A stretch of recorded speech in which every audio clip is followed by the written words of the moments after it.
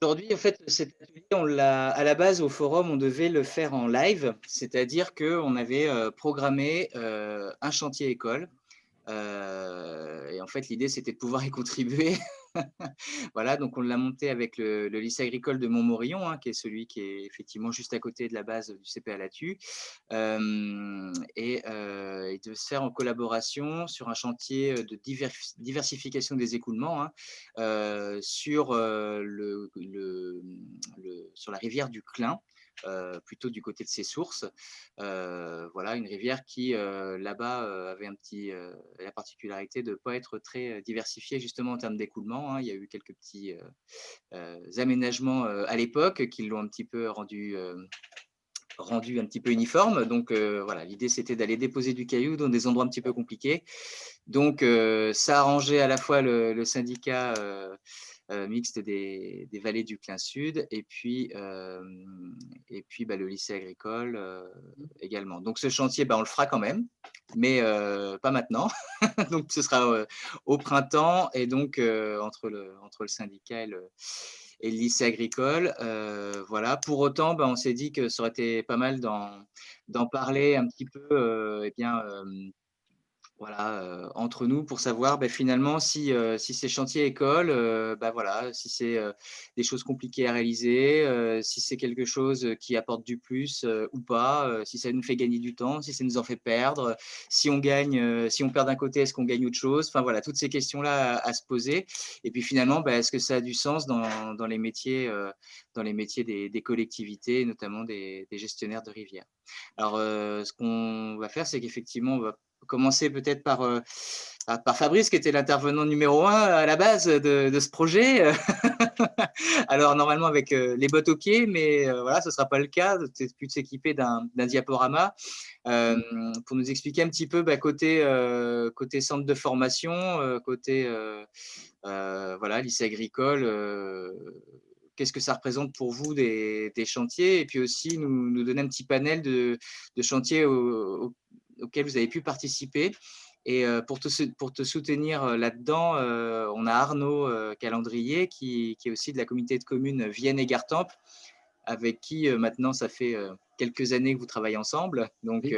voilà, qui viendra t'épauler pour te donner le pendant, de la communauté de communes.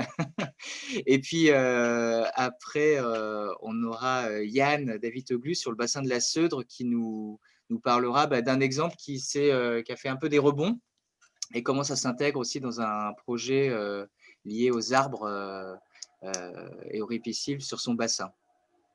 Voilà. C'est clair pour tout le monde à peu près? C'est parti? Alors Fabrice, le micro Bon, est à toi. d'accord. Donc, je me présente, Fabrice Giraud, je suis enseignant au lycée agricole de Montmorillon en filière GMNF. Donc, je vais tout de suite rentrer dans le vif du sujet, hein. Donc, je vais vous présenter un petit diaporama qui précise le type de chantier qu'on met en place pour nos élèves et surtout la diversité des partenaires qu'on a de par cette filière. Voilà. Donc, alors, vous m'excuserez s'il y a des petits bugs parce que je suis né avant le numérique et quelquefois pour moi, c'est un peu compliqué. Alors, je mets en partage tout de suite le diaporama. Voilà. Donc, le lycée, c'est un EPL, hein, c'est un établissement public local. Donc, en fait, dans l'enseignement agricole, il y a le privé, le public, Mettre en et dans plein le écran, pardon public, Fabrice, c'est possible? comment? Tu pourrais afficher en plein écran, c'est possible? Oui, Merci. excuse-moi. Euh,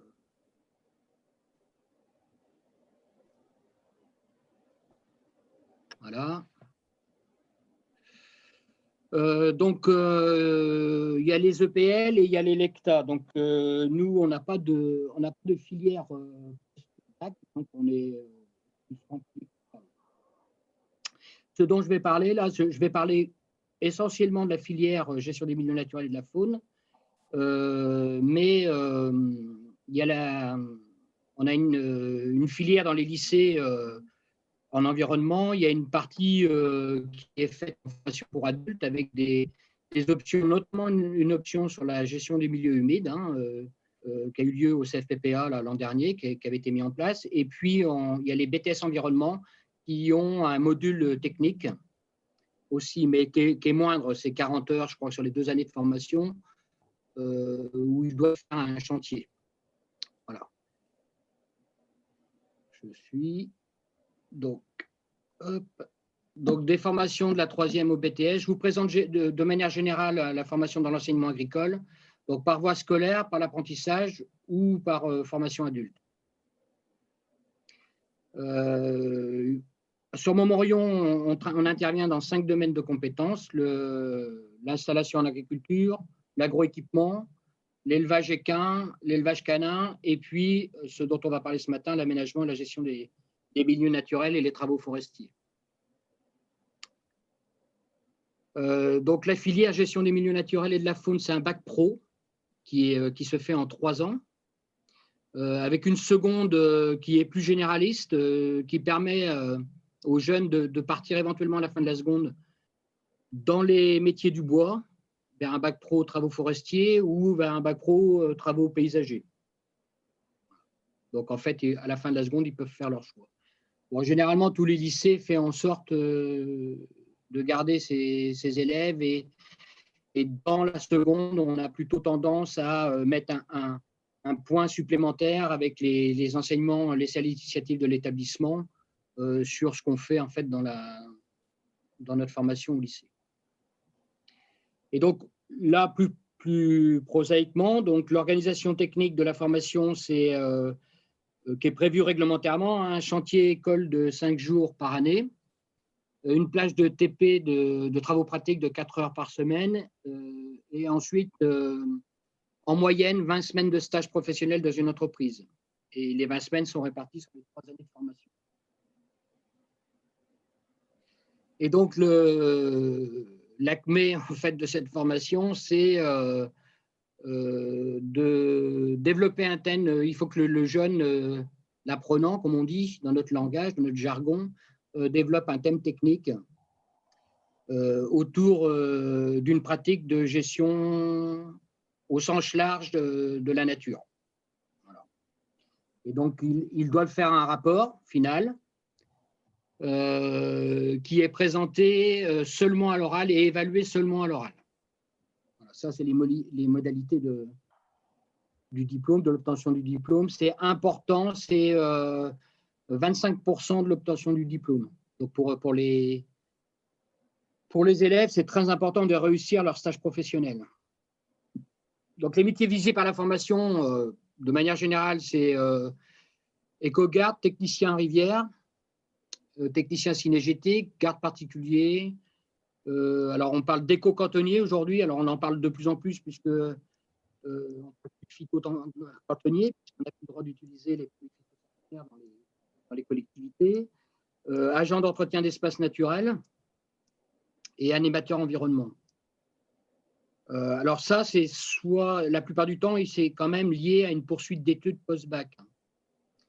Donc les orientations possibles, c'est d'une part direct et aviatif pour une partie des élèves, 30 à 40% en général.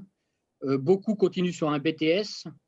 Alors des BTS GEMO, gestion de l'eau et milieu aquatique, il y en a toujours quelques-uns dans chaque promotion. Et beaucoup en BTS environnement et quelques-uns en BTS travaux, BTS production forestière. Pour certains, ils vont faire un BP ou un CP jeunesse et sport sur les métiers de l'animation en lien avec l'environnement. Et puis, certains visent et ont le potentiel pour faire des licences pro, voire plus. Par expérience, on a aujourd'hui des anciens élèves qui sont conservateurs de réserves naturelles et qui sont passés par un bac pro. C'est recherché d'ailleurs d'avoir une formation. Bon, peut-être parmi vous, je sais que parmi vous, il y en a qui sont passés par des filières professionnelles. Donc, c'est souvent un plus dans un CV. Voilà. Donc, pourquoi je vous parle de ça? Parce que c'est important qu'on s'entoure dans cette formation de partenaires du secteur professionnel. parce que ces étudiants-là, ces élèves-là, sont vraiment loin du monde professionnel, quand même. Et d'année en année, ça s'amplifie l'écart entre les aspirations des gamins et la réalité du monde professionnel. Donc, les partenaires, pour nous, pour la formation, c'est les collectivités territoriales, hein, les communes et les départements, les syndicats qui ont des compétences comme les Comcom, les syndicats de rivière, notamment sur les compétences rivières, des associations de gestion de l'environnement, on travaille avec Promet, beaucoup avec Promet et la LPO, et puis ici, localement, avec les réserves naturelles. Pinaille, c'est dans le nord de la Vienne, Chérine, c'est dans l'Indre, Massé-Foucault, c'est une réserve régionale dans la Brenne, la Tourbière des Dauches, c'est à Ambazac, dans le Limousin. Donc, c'est des partenariats qui sont stabilisés. Pratiquement tous les ans, on a un chantier avec eux. Donc, les PNR, les différents PNR, donc, on va loin, hein, Brenne, ça c'est pas loin. Volcan d'Auvergne, on fait un séjour montagne avec un chantier avec le PNR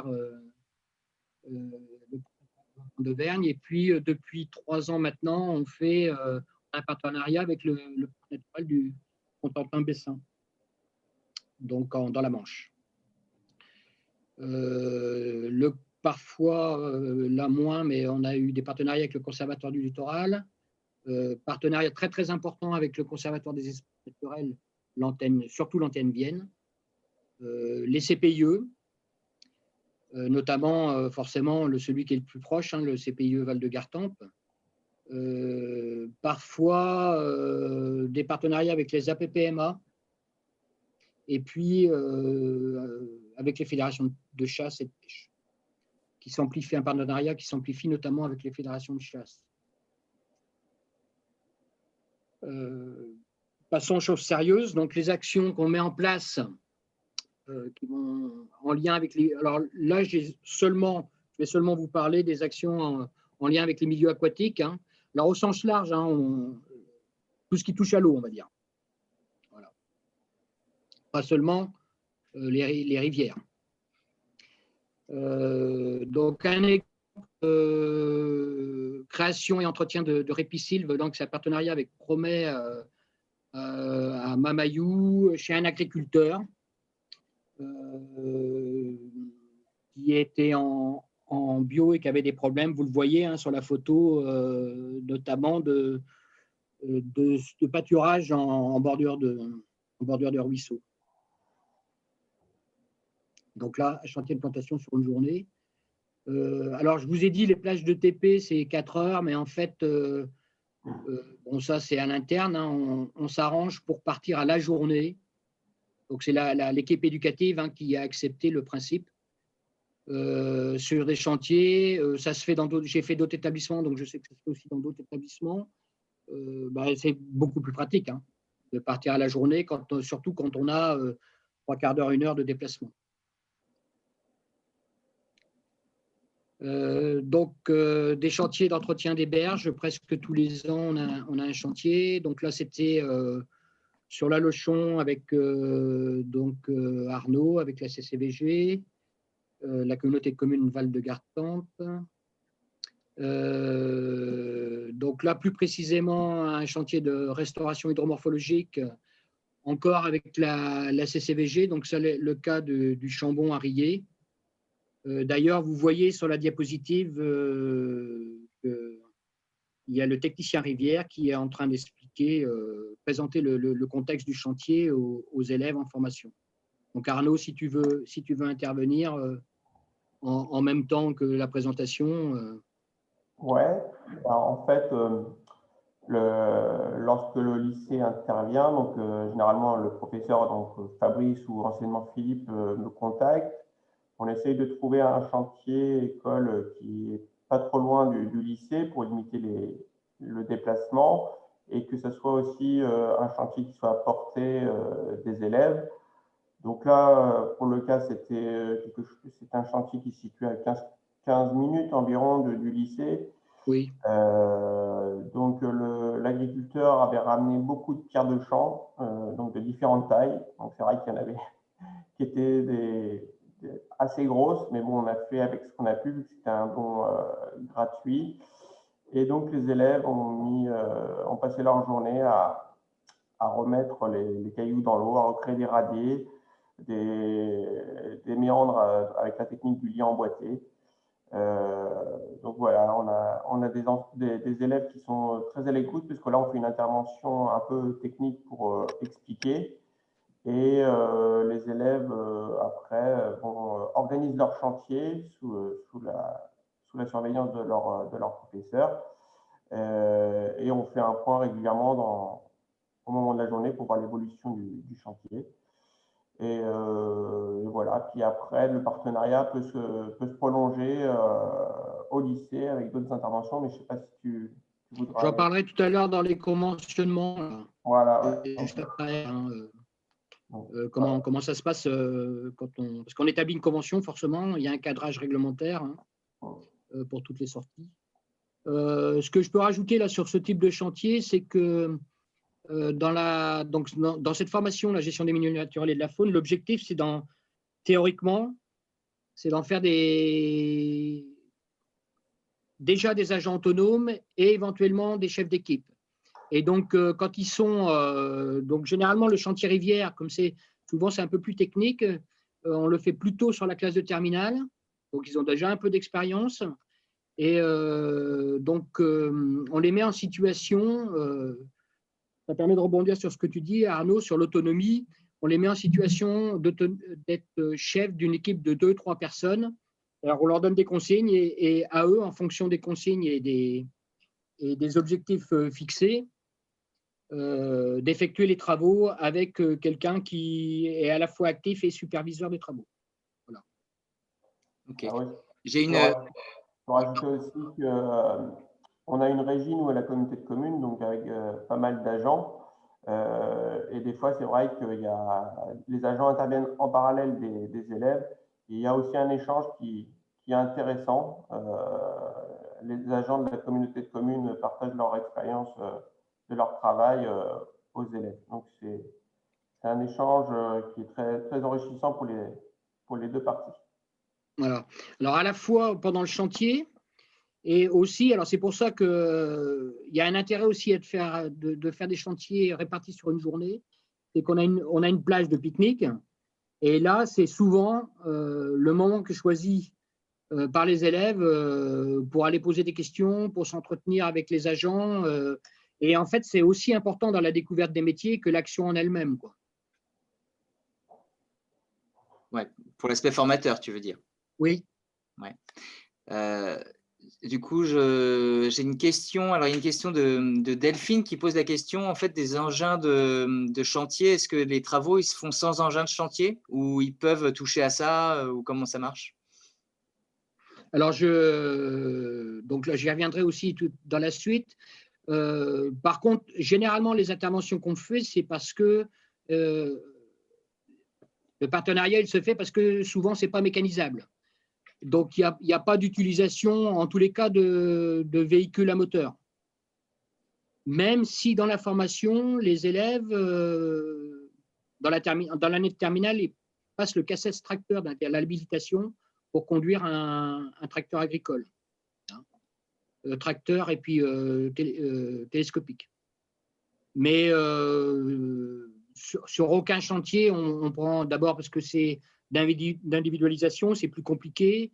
Et puis, généralement, les chantiers qu'on met en place, c'est aussi pour apporter justement ce côté main-d'œuvre en quantité qui permet d'avancer sur un chantier, souvent dans des cas où ça ne pourrait pas se faire. Ok. Problème d'accessibilité ou des choses comme ça. Après, je reviendrai sur l'utilisation des machines. D'accord. Il y a d'autres questions. Pour l'instant, non, c'est bon. Pour l'instant, non. Tu peux continuer. Voilà. Sur l'arrière. Donc là aussi, Arnaud, je crois que tu étais, il me semble, hein, sur ce chantier-là. C'était la PPMA, oui. Et il y avait, donc ça, c'est, alors pour moi, pour nous enseignants, de manière générale, ce qui est intéressant, c'est c'est d'avoir une vision globale de la mise en forme d'un chantier et surtout des acteurs qui sont partie prenante de près ou de loin à ce chantier-là. Et là, c'était un chantier très, très intéressant parce que c'était une commande de la PPMA, mais donc forcément, il y avait la Fédération de pêche était présente sur l'aspect technique. Et puis, on a eu aussi, par la même occasion, la visite d'un agent à l'époque de l'ONEMA, donc aujourd'hui l'OFB, qui est venu valider en gros le chantier et les conditions dans lesquelles le chantier se faisait. Donc ça, c'était très, très intéressant parce que ça permettait de voir, vous le savez comme moi, la multiplicité des partenaires qu'il peut y avoir sur la gestion des milieux aquatiques, quoi. Et les enjeux qu'il y a derrière. Et ça, c'est quelque chose qui est très, très difficile à appréhender pour les élèves, que ce soit en bac pro ou même, j'ai enseigné en BTS, même en BTS, c'est compliqué d'appréhender la multitude des partenaires qu'il peut y avoir sur un projet. Et donc, que sur le terrain, ils voient qu'il y a déjà plusieurs partenaires, ça leur permet de se poser des questions. D'accord. Donc là, c'était un chantier un peu particulier, ouais, sur de la recherche granulométrique aussi. Bon, le chantier habituel de début de période de formation, c'est le chantier JUCI, enfin, chantier espèces exotiques envahissantes, mais en particulier chantier JUCI. Ce qui est bien, c'est que sur ces chantiers-là, encore là, c'est assez exceptionnel, mais on a plusieurs partenaires. Ça, c'est pas un problème de trouver des partenaires sur les chantiers JUCI. Et puis, pour moi, c'est très pratique parce que la plupart du temps, on revient au même endroit presque tous les ans. Donc, au niveau préparation du contexte, c'est relativement simple pour un enseignant. Ça veut dire que toi, ta programmation est calée, ça t'arrange, quoi, c'est ça? Ouais. Côté gestionnaire, je ne sais pas s'ils sont toujours contents, hein, du coup. Non, je ne trouve pas ça très, très satisfaisant de manière générale, mais bon, enfin, je m'aperçois quand même. Alors, sur la Gartempe, c'est un contre-exemple, la Gartempe, puisqu'on a le problème est moins, je dirais, moins criant.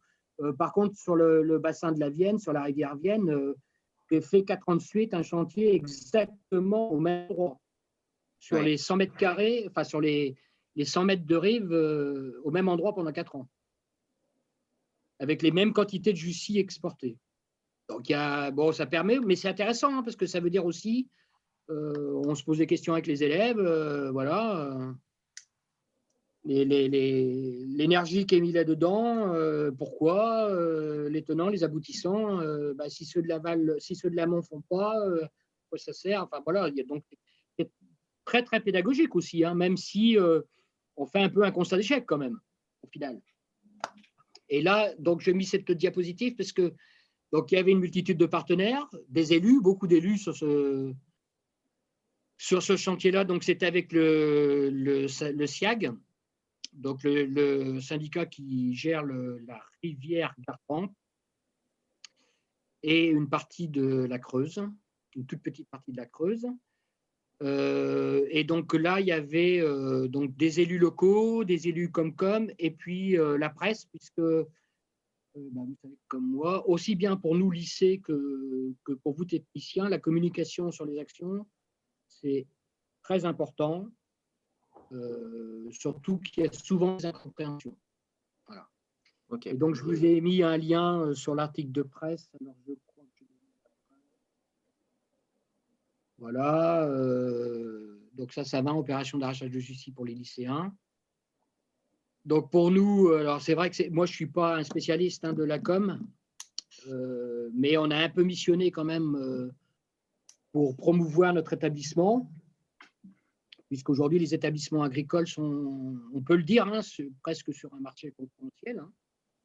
Donc, on a nécessité de promouvoir nos formations. Et puis, c'est intéressant aussi pour les élus locaux qui montrent qu'on agit, en fonction des demandes qui sont faites par le public, par les citoyens. Okay. Du coup, Arnaud, toi, côté valorisation presse, les élus, ils sont sensibles à ça Alors, c'est très nouveau, là. Ouais, C'est vrai que la presse, c'était un peu notre défaut. On communiquait pas assez.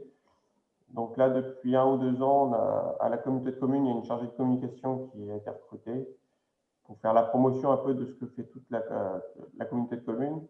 Et donc là, depuis 1 ou 2 ans, là, on essaye de valoriser toutes les actions que fait le service environnement en termes de gestion des milieux aquatiques, mais aussi sentiers de randonnée, parce qu'on a un gros maillage de sentiers de randonnée ouais, le territoire. d'accord. Donc, on développe aussi des lettres d'info à destination de tous les habitants, dans lesquelles aussi on présente un peu les chantiers qu'on fait. Mais c'est vrai qu'il faudrait qu'on prenne le pli de faire un peu de communication lors des chantiers écoles. Ok. Non, parce que j'imagine que c'est des images un peu séduisantes pour la presse, un chantier école ou un chantier de bénévoles avec du monde. La photo marche en général assez bien, quoi. Ouais, Voilà. ouais. Ok. Oui, puis c'est des actions qui sont visuelles, hein. Ouais, ouais. En particulier la Jussie, les chantiers type Jussie, quoi. Alors pour nous, c'est très important puisque je ne sais pas s'il y en a parmi vous qui viennent de cursus à formation agricole, mais en fait, les formations agricoles sont très méconnues et sont notamment méconnues par les orientateurs. C'est-à-dire que nous, on recrute de manière générale sortie de 3e ou sortie de 4e. Et en fait, on s'aperçoit qu'il y a une vraie méconnaissance des métiers, alors agricoles au sens large, parce qu'en fait, des formations agricoles, dans un lycée agricole, il n'y en a plus beaucoup, puisqu'il n'y a plus beaucoup d'agriculteurs, en gros, quoi. Donc, il y a des formations qui tournent autour des métiers de la nature. Et en fait, il y a une vraie méconnaissance des orientateurs des métiers de la nature. Et pour nous, c'est important, ça. Et aussi, c'est important, un EPL, c'est un établissement dont la mission, c'est de s'inscrire dans un territoire. Donc, pour nous, c'est important de communiquer sur les actions qu'on met avec les différents partenaires, les techniciens rivières, mais d'autres aussi, dans un territoire. Voilà. Alors ensuite, d'autres partenariats qui sont peut-être pour vous un peu plus loin de la gestion, et encore, je ne pense pas vraiment, hein, de la gestion pure de rivière. On est plutôt sur la gestion de bassins versants, en particulier sur la restauration de zones humides. Donc, je vous ai mis un exemple parce que c'est quelque chose, c'est un lieu assez exceptionnel, hein. C'est des mares temporaires méditerranéennes qui sont présentes dans le sud de la Vienne. C'est une zone qui est très particulière puisqu'elle est présente uniquement ici en Nouvelle-Aquitaine. Il n'y a pas d'autre. Après, il faut descendre dans le sud de la France pour avoir ce type de milieu, à ma connaissance. Donc là, on est sur du chantier où on travaille, où justement la main-d'œuvre au sens strict du terme est très importante puisque on est dans du tricotage. On est dans l'intervention au mètre carré près et on a une attention particulière au mètre carré près. Et donc là, c'est des zones qui, de toute façon, ne seront pas mécanisées et qui, comme elles ne sont pas mécanisées ni mécanisables, bien évidemment, c'est des laisses, hein, il y a de l'abandon. Et donc là, on va passer différents chantiers, je vais vous montrer, où il y a nécessité d'avoir là de la main-d'œuvre. Voilà. Donc, c'est l'intérêt aussi pour les partenaires d'avoir ces jeunes ici qui puissent agir. Donc là, c'est de la suppression d'ajoncs, hein. C'est un exemple qui est en train de se développer, puisqu'on est sur des substrats granitiques, des affleurements rocheux granitiques, avec des suintements.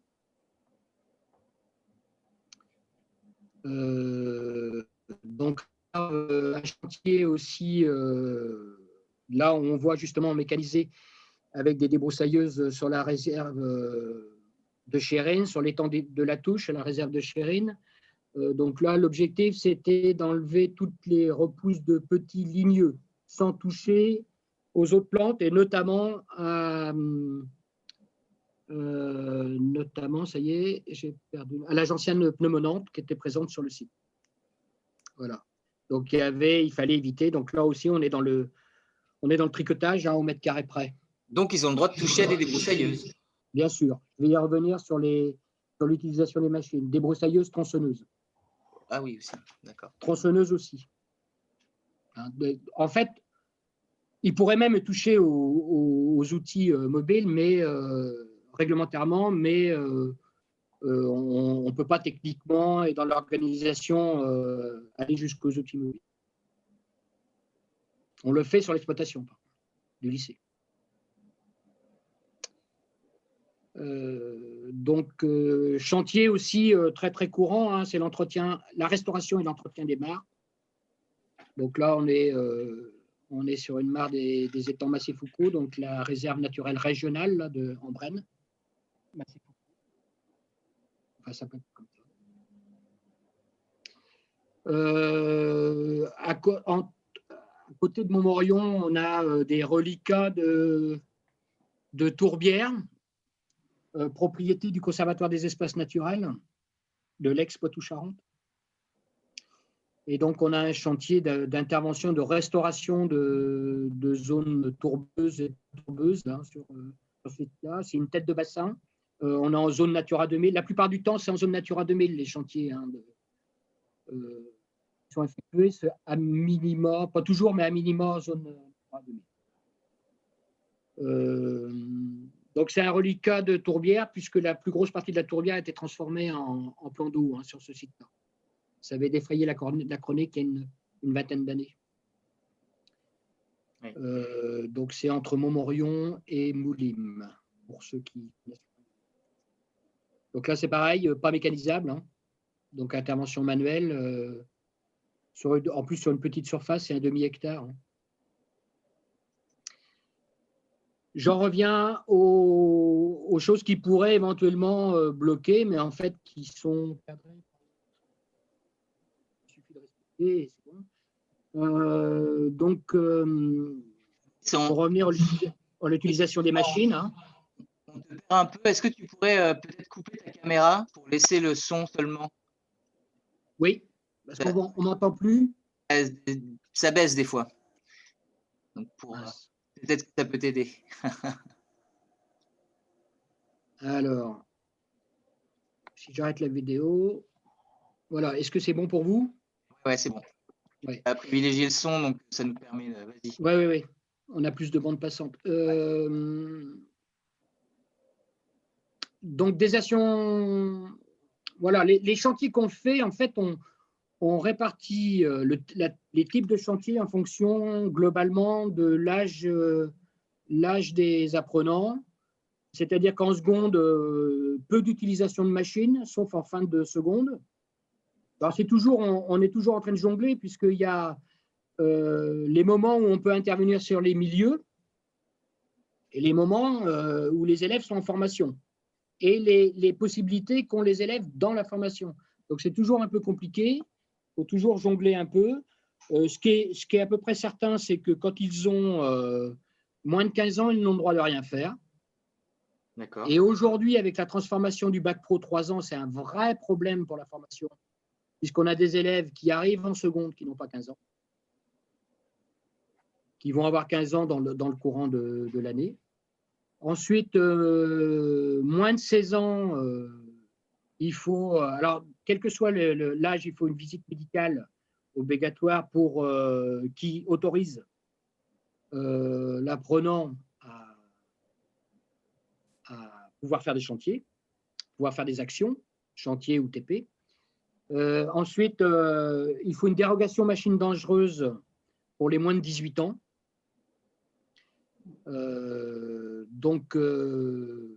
Alors ça, nous, dans la formation, on peut leur utiliser dans le cadre de la formation, mais ensuite, sur les chantiers, il faut qu'ils puissent avoir l'utilisation, la dérogation pour utiliser les machines dangereuses. Donc ça, c'est lié à la visite médicale aussi. Bon, à part quelques cas particuliers, on n'a jamais eu de problème pour l'utilisation des machines dangereuses. Alors, quand on dit machines dangereuses, pour nous, dans la formation et sur les chantiers, C'est essentiellement tronçonneuses, débroussailleuses, broyeurs de végétaux, puisque souvent sur les chantiers, aujourd'hui, on a des partenaires qui ont ou qui empruntent des broyeurs de végétaux. Alors, on met en place les techniques de sécurité et ça se fait, hein, il n'y a pas de souci. Hein. Tous les ans, on fait un chantier d'ouverture de milieu avec le PNR Bren où ils louent un gros broyeur pour broyer la brande et auquel on fait participer les élèves. Du coup, on a le même avec le Conservatoire d'espaces naturels, c'est pareil. Du coup, est-ce qu'en termes de responsabilité, là, comment ça se passe? C'est le syndicat Voilà, sur les chantiers le lycée agricole qui porte? Oui, sur le chantier, c'est le lycée agricole et en particulier l'enseignant qui est responsable du groupe. Hein. C'est-à-dire que, en l'occurrence, là, quand je vais sur un chantier, c'est moi qui suis responsable de la sécurité, de la gestion de la sécurité. D'ailleurs, hypothèse, sur un chantier, un professionnel demande à un élève d'utiliser une machine et que ça arrive, c'est pas arrivé, mais c'est un exemple comme ça, et que je vois que la machine, par exemple, il n'y a pas de cardan sur l'outil, il n'y a pas de protection de cardan sur l'outil.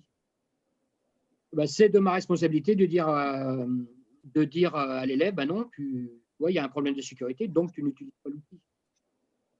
Voilà.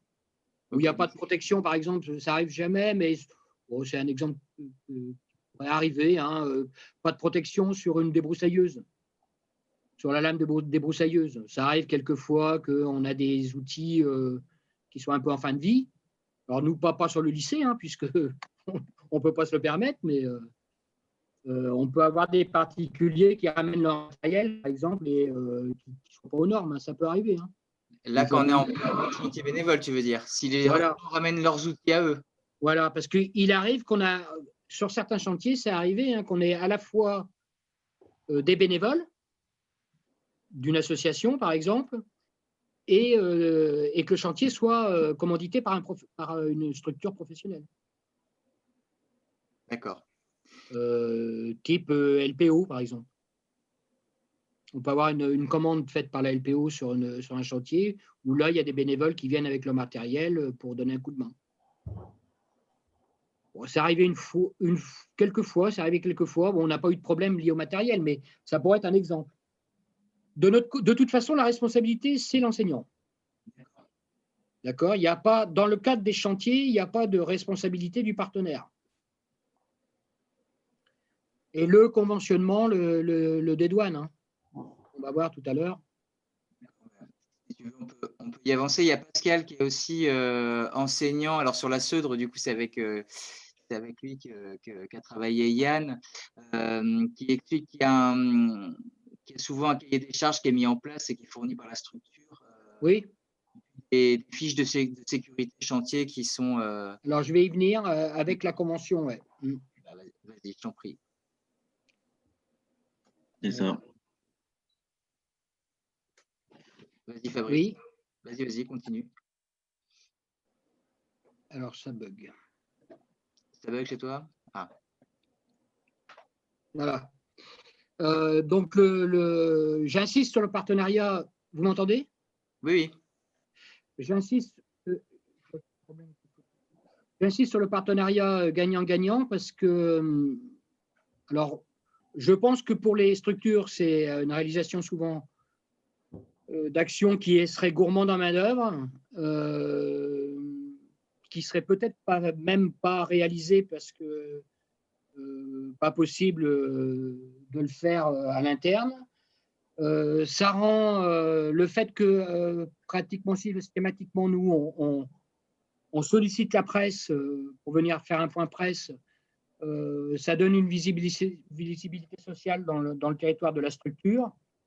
Donc, c'est des structures qui sont souvent financées par la collectivité. Donc, ça permet de dire aux citoyens lambda que, regardez, voilà, votre argent, il ne part pas de rien. Il est fait,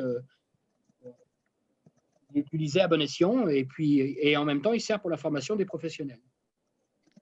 Le contrepoint de ça, de l'aide qu'on apporte par la manœuvre en formation, je précise bien, c'est-à-dire qu'on n'a pas une main-d'œuvre qui est opérationnelle forcément à 100%, elle est en formation, Mais le contrepoint, c'est qu'on demande la plupart du temps soit une intervention pour présenter les enjeux et les objectifs du chantier, soit on le fait sur site, quand les conditions le permettent et qu'on a le temps, soit ce qui se fait souvent avec Arnaud, hein, Arnaud vient en classe faire une présentation auprès des élèves du syndicat, du rôle du syndicat, et puis des objectifs, des actions qui ont été menées par les élèves. Voilà. Moi, je privilégie un peu ça, puisque ça permet d'être productif tout le temps du chantier et effectif tout le temps du chantier. C'est aussi bien. Et puis, une présentation sur un chantier, si elle est trop longue, déjà en salle, si elle est trop longue, ça déconnecte. Et sur un chantier, ça déconnecte encore plus vite. Voilà. Donc, moi, j'aime bien que ça se fasse comme ça, c'est au calme. Et puis, alors, on a des structures qui ont des budgets et donc qui nous… Alors, je parle de gratification, hein, je parle pas de… Il n'y a pas de facturation, il n'y a pas de… On ne peut pas réglementairement un lycée, je parle bien du lycée, pas un CFPA, hein. La partie lycée ne peut pas facturer des prestations de services. Voilà. Mais par contre, on peut, c'est toujours un accord, ça se fait ou ça ne se fait pas, de gratification s'il y a des moyens. Alors ça se fait quand même assez régulièrement et cette gratification permet l'entretien et le renouvellement de notre matériel et éventuellement participe à l'organisation de séjours techniques pour les élèves. Par exemple, tout à l'heure, je parlais du séjour en Normandie, là où on a fait un chantier. Une partie du séjour est financée par la gratification qu'on a eue sur ce chantier-là. Voilà, donc c'est une participation, ça peut varier, hein. C'est pas excessif, mais ça, c'est dans le cadre où les structures ont des moyens pour la mise en place de ce chantier-là. Moyens financiers. Okay. Donc les conventions, donc ce dont je rebondis sur ce que tu disais, Jérôme, donc d'abord un conventionnement, toujours avant de faire le chantier. Soit on a une convention cadre d'intervention lorsque l'on fait plusieurs chantiers dans l'année, ce qui est le cas aujourd'hui. On a plusieurs partenaires comme le Conservatoire des espaces naturels et la LPO, avec lesquels on fait plusieurs chantiers, puisque souvent les trois classes interviennent dans l'année. Donc là, on fait une convention cadre et après, on fait des conventions l'autre type de convention, c'est la convention de chantier, où là, voilà, je ne l'ai plus, ça. On vous la fera passer. Donc la convention cadre, tu la feras passer. Ouais. Et donc la convention de prestation de services en chantier école, où là, c'est sur un chantier à la journée ou à la demi-journée, où il y a le conventionnement avec la contrepartie qui est fixée dans la convention de l'intervention en classe ou de la présentation in situ. En tous les cas, un temps, ça c'est le minimum, hein, un temps du professionnel qui est alloué à l'explication des enjeux du chantier. Et ensuite, toutes les démarches liées proprement dites au chantier avec la fiche de chantier. Okay. Où là, on a tout ce qui est lié, mais comme vous, hein, quand vous allez sur un chantier, lié à la sécurité. C'est-à-dire la trousse à pharmacie, le téléphone, le marquage du chantier si on est en bordure de voie où il y a circulation pédestre ou automobile. Donc tout ça, c'est précisé avec un plan détaillé du lieu de chantier. C'est précisé en annexe à la convention. Donc il y a un cadrage, je ne sais pas si ça conforte mon collègue enseignant. Si je résume, Yann apportera des éléments complémentaires aussi dessus tout à l'heure, mais ça veut dire que par le biais de la convention, à partir de là, en termes d'encadrement et de responsabilité, c'est le lycée notamment là qui prend en charge comment dire, cette Oui, responsabilité-là, quoi. oui. C'est un document incontournable qu'il faut remplir, quoi. Ah bah, de toute façon, le directeur ne laisse pas sortir Ok, l'enseignant et la classe si la convention n'est pas signée. Et d'accord. c'est le directeur d'établissement qui signe la convention. Enfin, elle est multipartite, hein. Il y a le directeur d'établissement, l'enseignant qui encadre, le partenaire technique éventuellement, mais surtout le responsable de la structure, directeur ou président. Il va falloir qu'on aille un peu plus vite, Fabrice, parce que sinon on va pas avoir le temps pour la suite. Tu peux D'accord. passer De toute façon, à la fin. j'ai pratiquement Vas-y. terminé. Personne s'endort, c'est bon? Et vas-y. J'ai pratiquement terminé. Donc là, je sors du chantier école, sur lequel on verra tout à l'heure.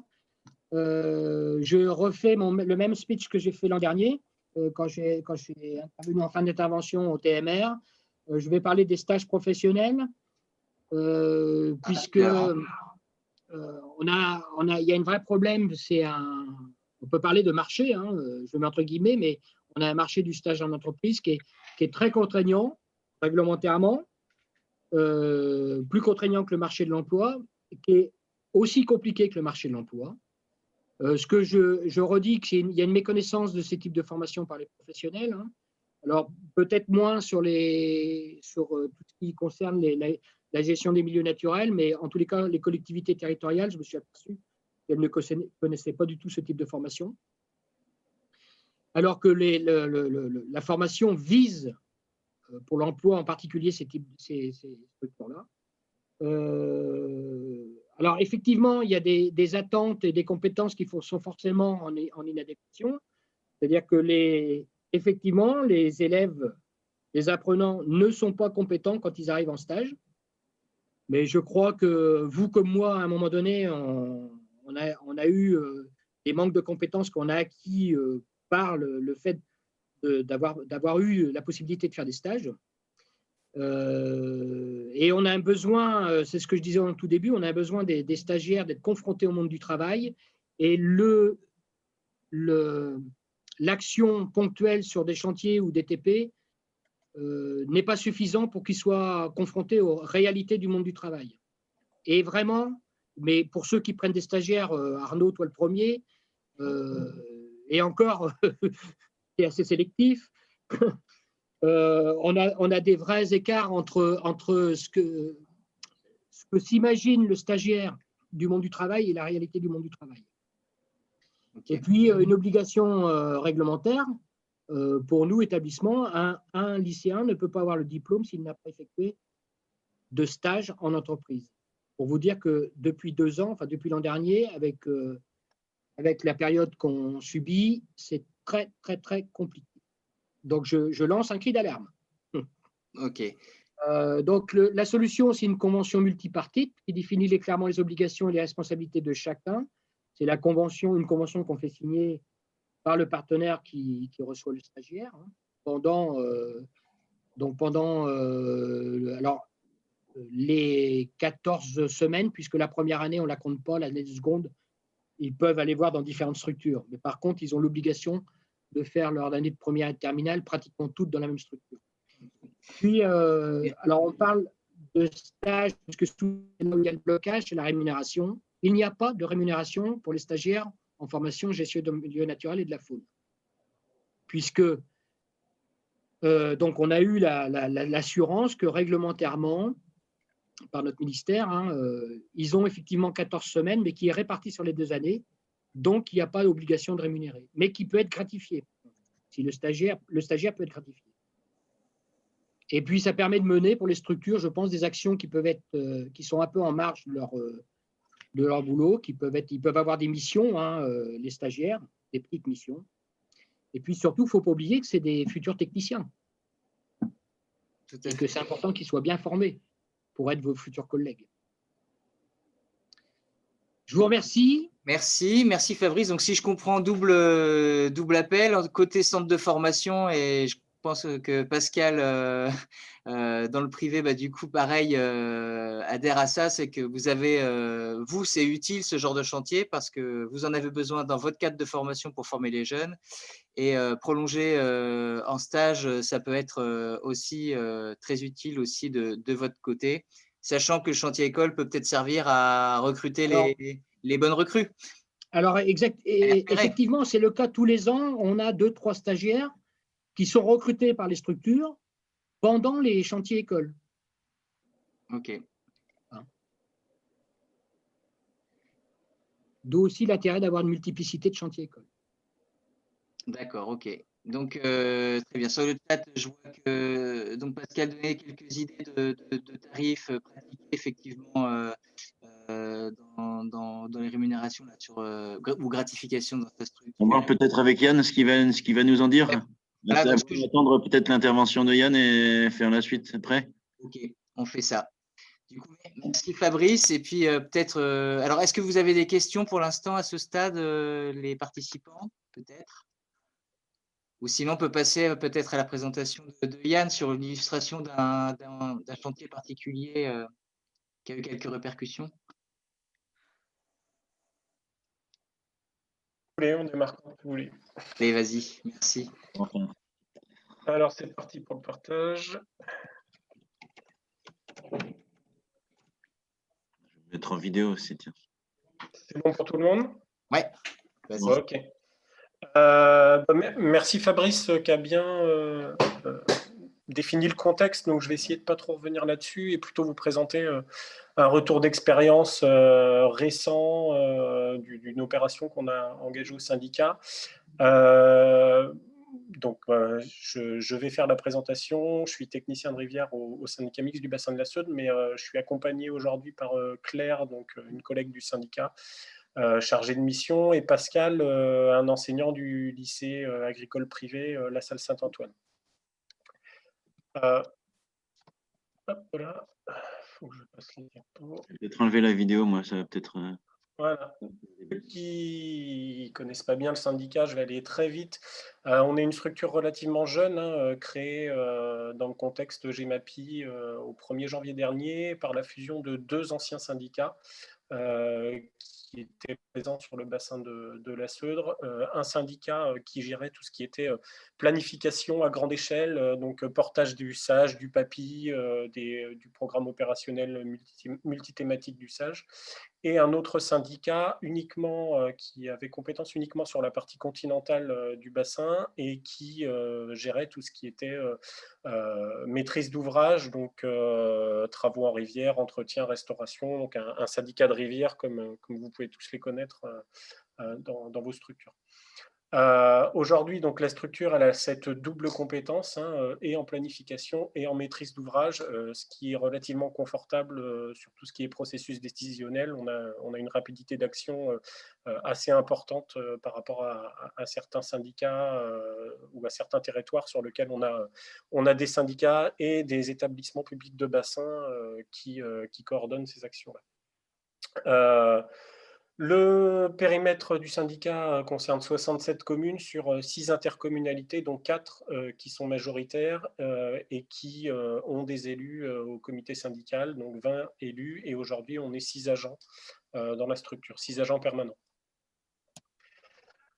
Le bassin de la Seudre, c'est le petit bassin coincé entre le vaste estuaire de la Gironde et le bassin de la Charente, pour ceux qui auraient du mal à localiser. Petit bassin parce que donc un bassin de 750 km², un territoire assez restreint.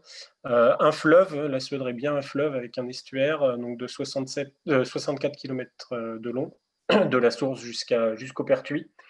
Et un certain nombre de problématiques, des milieux à préserver, des risques à maîtriser, des usages à concilier, avec une partie continentale avec un réseau relativement anthropisé et dégradé, à dominante agricole et notamment grande céréaliculture. Et une partie aval avec un estuaire et un des plus grands ensembles de marais salés de la côte atlantique, donc avec des enjeux différents, une qualité de milieu assez significative. Voilà, une grande zone ornitho de la Charente-Maritime. Voilà, je ne détaille pas plus que ça, parce que ce n'est pas l'objet de la présentation. Depuis que le syndicat emploie des techniciens de rivière, donc ça date de 2011, assez rapidement, un partenariat s'est créé avec un lycée présent sur le territoire, qui est donc le lycée d'enseignement agricole privé de Bois, et notamment avec la filière GMNF, comme a pu l'évoquer Fabrice tout à l'heure dans sa présentation. Partenariat historique, hein, depuis les premières actions ont commencé en 2012 et se sont accélérées depuis 2015, on va dire, avec un partenariat global qui touche à des interventions auprès de la filière, sorties sur le terrain, animation, l'accueil de stagiaires au sein de la structure, des suivis faune, flore, habitat et la partie qui va nous occuper aujourd'hui, donc des chantiers écoles, dont Fabrice vous a présenté un peu toute la diversité. Donc on est sur ce modèle-là, hein, avec différents types d'actions. Aujourd'hui, on a une convention cadre qui est à l'étude pour asseoir ce partenariat global. Là, donc on est en train d'élaborer un document cadre de ce type entre les deux structures. J'en viens au projet que je vais vous exposer aujourd'hui, qui tourne autour de l'entretien et de la restauration des ripisylves sur le bassin et qui part d'un contexte issu de l'état des lieux réalisé sur la partie continentale du territoire, avec grosso modo 40% du linéaire de berge du bassin continental qui ne présentait pas de ripisylves fonctionnels. Tout ça lié en grande partie à des pratiques d'entretien très excessives, hein, avec du broyage systématique par engin mécanique le long des berges du fleuve. Cette problématique, elle a été considérée comme majeure pour le territoire et tient une place assez prépondérante dans tous les documents d'orientation du bassin, c'est-à-dire le schéma d'aménagement et de gestion des eaux, le projet de territoire pour la gestion de l'eau et les programmes pluriannuels de gestion portés par le syndicat. Dans le PPG du syndicat, qui est en cours d'élaboration actuellement, l'objectif qui va y être inscrit, c'est une restauration de boisement rivulaire fonctionnel à raison de 5 km linéaires par an sur l'ensemble du réseau. Ce qui, au bout des 10 ans du PPG, ne comblera pas forcément le déficit du territoire qu'on évalue à peu près entre 250 et 300 km dépourvus de ripisylves sur le bassin. Et l'autre volet, c'était aussi de faire adopter des pratiques d'entretien raisonnées et par les collectivités locales et par les propriétaires riverains, puisque historiquement, on a beaucoup de communes qui s'étaient substituées aux obligations des propriétaires pour l'entretien des bords de cours d'eau. La photo qui est présente sur la diapo là, vous donne un peu une idée de ce qu'est le bassin de la Seudre, très souvent avec une alternance rive droite, rive gauche, des parties avec des boisements plus ou moins âgés et des parties sans ripisylves, fauchés ou broyés tous les ans, voire plusieurs fois par an. Pour cela, on a eu une opportunité fin 2016 avec la sollicitation d'une commune qui est la commune sur laquelle se situe le lycée, donc la commune de Bois, qui réalisait un entretien des bords de Seudre sur son territoire et puis qui demandait l'aide financière du syndicat pour financer cet entretien réalisé en régie. Comme cet entretien ne rentrait pas dans les préconisations du syndicat, ce qu'on leur a proposé, c'était de les accompagner pour faire évoluer les pratiques sur le territoire de la commune, et les élus y ont été relativement sensibles et se sont fortement investis dans cette dynamique de changement. Ça s'est concrétisé dès 2017 par la mise en place d'un plan de gestion sur ce territoire communal et l'expérimentation du dispositif donc sur la commune de Bois. Je vous donne quelques chiffres, hein, à peu près 15 km de berges sur la commune, dont 3/4 sans ripisylves fonctionnels.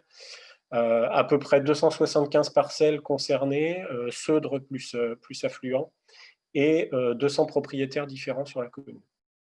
Je passe assez vite sur le plan de gestion pour arriver rapidement sur les chantiers écoles, mais l'objectif de ce plan, c'était d'accompagner les propriétaires riverains volontaires. On est sur un système qui est uniquement basé sur du volontariat, avec différentes modalités contractuelles qui permettent de s'adapter au mieux aux usages présents sur les parcelles et aux souhaits des propriétaires. Donc ça va du contrat de non-intervention où on est susceptible de venir uniquement traiter des arbres qui pourraient être dangereux pour les biens et les personnes, à des contrats de restauration qui vont jusqu'à la restauration de boisements rivulaires sur des largeurs supérieures à 15 mètres. Donc l'objectif, c'était bien de restaurer, d'entretenir les boisements rivulaires sur le territoire de la commune de Bois, et un volet sensibilisation aussi de divers publics, mais essentiellement local quand même dans l'ensemble. Si je vais trop vite, n'hésitez pas à m'arrêter. Les chantiers écoles dans tout ça, donc comme je vous disais, on travaille avec le lycée Saint-Antoine. Et donc, alors d'autant plus comme on était sur la commune qui héberge le lycée, on les a associés dès l'origine du projet pour construire avec eux un partenariat, on va dire pluriannuel, sur cette opération. On a bien sûr présenté le plan de gestion aux élèves et les objectifs de la démarche, et les premiers chantiers écoles ont eu lieu fin 2018, début 2019, avec des travaux d'entretien sur des parcelles où on avait déjà une ripisylve présente, avec 7 propriétaires volontaires qui se sont engagés dès la première année d'animation du programme pour environ 850 mètres linéaires de berge et un coût aux alentours de 1 050 €, ce qui nous fait à peu près 1,20 € du mètre linéaire. Pour les collègues qui se situent sur le bassin d'Our-Garonne, on a un plafond de subvention agence de l'eau qui se situe aux alentours de 2 € du mètre linéaire hors taxe. Donc, via ces chantiers écoles, on est quand même sur des coûts qui sont relativement inférieurs à ce qu'on peut... Alors, déjà à notre limite de subventionnement, et aussi à ce qu'on peut trouver si on passe par des prestataires privés. Bon, je vous ai mis quelques photos pour illustrer la présentation en salle, la zone de stockage de matériel, et puis les élèves en train de travailler. Et puis une petite photo de l'équipe qui avait travaillé cette année-là sur les travaux d'entretien. Très souvent, ce qui nous a été proposé par le lycée, c'est de faire encadrer des équipes d'entretien de jeunes de seconde ou de première par les terminales. Donc, on avait un chef d'équipe de terminale, et puis des équipes soit d'agents d'entretien, soit de première, soit de seconde de la filière GMNF. Voilà, bon, c'était un peu trop facile, les chantiers écoles, donc on s'est dit ajouter une difficulté supplémentaire. Et en 2019, on a souhaité donner une nouvelle dimension à ces chantiers écoles et travailler sur des... alors, je ne vais plus utiliser le terme de chantier école, mais plutôt de chantier participatif, avec l'élaboration d'un programme pédagogique avec les écoles élémentaires locales. Donc, on est sur un regroupement, alors je ne sais plus, RPI, périscolaire ou périéducatif intercommunal. Donc 3 communes sur ce secteur-là qui sont en RPI. Et donc, on a intégré le lycée agricole dès le démarrage aussi du programme pédagogique, notamment pour utiliser les compétences des jeunes en formation sur le volet animation. Donc, on les a associés à plusieurs niveaux, sur la réalisation des travaux de restauration, donc en chantier école, sur des animations en éducation en environnement, et sur l'encadrement du chantier participatif. Les premiers travaux de restauration, donc on les a conduits à l'hiver 2019, avec 4 propriétaires volontaires pour à peu près 1400 mètres linéaires de berge et un volume de 600 arbres et arbustes plantés. On était, pour la majorité des cas, plutôt sur de la restauration de cordons rivulaires, c'est-à-dire uniquement des arbres en haute berge, Voilà, on a pas mal travaillé avec des propriétaires agriculteurs qui voilà, rechignent à prendre des niveaux de contractualisation ambitieux avec des ripisylves assez larges, quoi. Donc là, on était plutôt sur de la restauration de cordons rivulaires. En termes de détails sur les étapes de ce projet-là, on a commencé par une période de sensibilisation des enfants des écoles, avec l'élaboration de petits ateliers pédagogiques autour de l'arbre, avec donc l'équipe enseignante du RPI, et puis les élèves du lycée qui ont travaillé sur ces ateliers pédagogiques, et puis qui les ont animés à raison d'une demi-journée pour chaque école. Donc on était sur 2 écoles des 3 du RPI, puisqu'on a une des écoles où on n'a que les classes petites sections et moyennes sections, donc des enfants un petit peu petits pour être réceptifs à ce genre d'animation. Donc en tout, 2 écoles, 4 classes, des niveaux qui allaient de la grande section jusqu'au CM2. Et puis donc, comme je vous disais, 2 demi-journées d'animation par école. Hop, je vous ai un peu détaillé le contenu de ces animations. Donc 6 ateliers différents, relativement variés, et qui tournaient tous autour de l'arbre. Qu'est-ce que l'arbre, à quoi ça sert, quelles en peuvent être la valorisation, quelle est la place de l'arbre dans nos vies. Enfin voilà. Donc on avait un premier atelier plutôt sur l'identification des arbres qu'on trouve le plus communément en bord de rivière, donc avec une enquête et une petite clé d'identification à base des feuilles. Un atelier sur les différences entre des milieux sans boisement et des milieux avec boisement. Une petite expérience scientifique, c'est un très grand mot, mais une petite expérience qu'on faisait réaliser aux élèves pour voir quelle est la différence entre avoir un couvert végétal et avoir des parcelles nues, notamment sur le transport solide. Alors on dérivait aussi sur le volet pollution, mais c'est moins facile à présenter aux enfants. Un atelier numéro 4 sur la place du bois dans notre vie, et notamment sur tous les objets du quotidien. Où on répartissait un certain nombre d'objets en qu'est-ce qui est fait en bois, qu'est-ce qui est quels sont les objets issus de la filière bois, et quels sont les objets qui ne sont pas issus de la filière bois, avec quelques pièges, notamment le caoutchouc ou le liège, voilà, qui ont pu faire réfléchir les enfants sur des choses qu'ils n'avaient peut-être pas perçues au premier abord. Un petit quiz sur tout ce qui est place de l'arbre dans le changement climatique, et puis un dernier atelier sur des associations d'idées, notamment vis-à-vis du rôle de l'arbre en agriculture, avec voilà, tous les impacts qu'on peut avoir sur la productivité agricole avec la mise en place d'arbres sur les parcelles.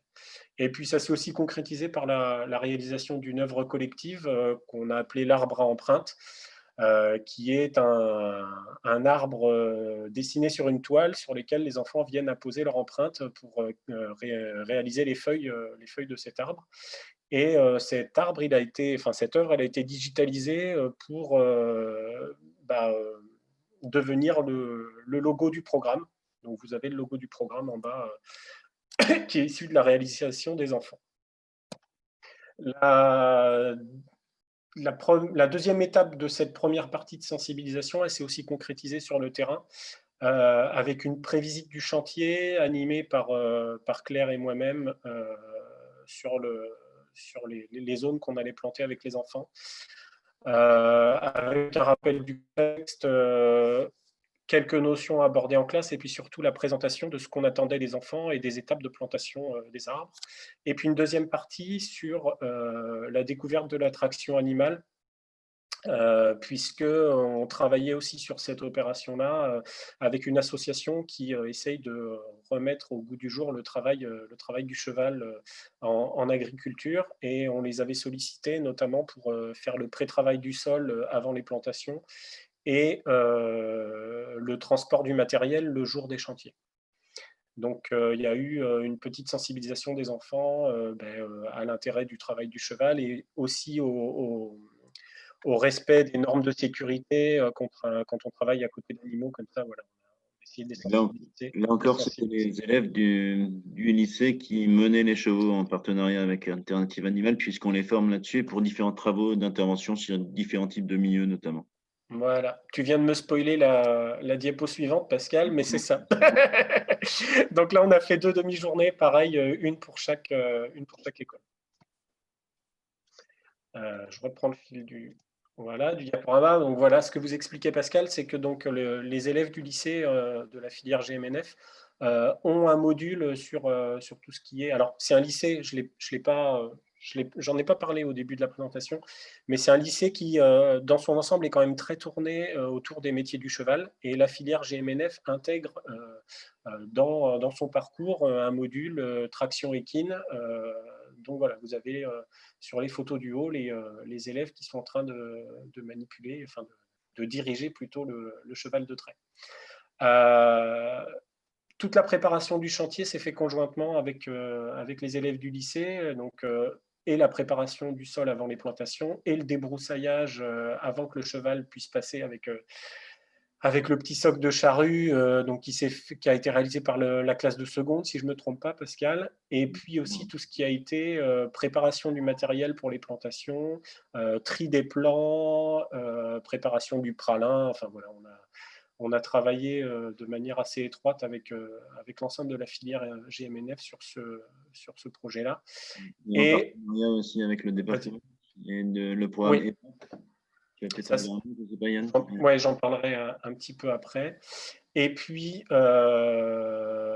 quelques achats de matériel quand même, parce que quand on se lance dans ce type de chantier, que je rappelle, on est plus sur du chantier participatif avec les enfants des écoles, on a considéré qu'on pouvait demander aux enfants de venir avec une tenue adaptée, des bottes, un imperméable, mais que les familles n'avaient pas forcément toutes des gants de jardinage ou du matériel de plantation.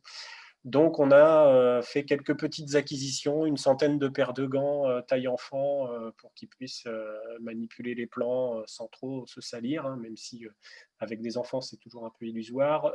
Quelques panneaux à poser sur le terrain, puisqu'on plantait à proximité de routes communales. Alors, des routes pas très passantes, mais on a quand même mis quelques messages de sécurité à l'intention des véhicules qui pouvaient passer. Et puis voilà, quelques matériels, du matériel de plantation, mais bon là on était quand même plutôt sur du matériel adapté aux enfants. Et voilà, nous on avait aussi des vraies pelles et des vraies pioches pour pouvoir réaliser la plantation.